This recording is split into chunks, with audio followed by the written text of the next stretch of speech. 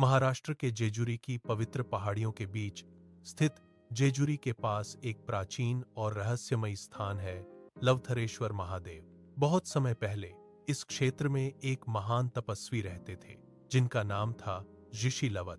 वे भगवान शिव के परम भक्त थे। कहा जाता है कि उन्होंने 12 वर्षों तक बिना अन्न जल के कठोर तपस्या की, सिर्फ नमः शिवाय का जाप करते हुए।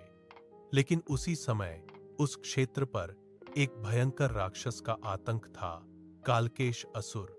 उसकी शक्ति इतनी भयानक थी कि वह गांवों को उजाड़ देता और लोगों के मन में डर भर देता। कालकेश को सबसे ज्यादा क्रोध ऋषि लवथ की तपस्या पर था, क्योंकि उसे डर था कि यह तपस्या उसकी शक्तियों को खत्म कर देगी। एक रात जब आसमान काले बादलों से घिरा था और बिजली चमक रही थी, कालकेश असुर ने ऋषि की तपस्या भंग करने का निर्णय लिया।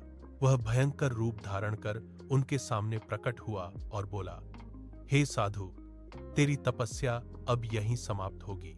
लेकिन ऋषि लवथ अडिग रहे। उन्होंने अपनी आंखें भी नहीं खोली। क्रोधित होकर कालकेश ने अपने शक्तिशाली प्रहार शुरू कर दिए। तभी अचानक धरती कांपने लगी।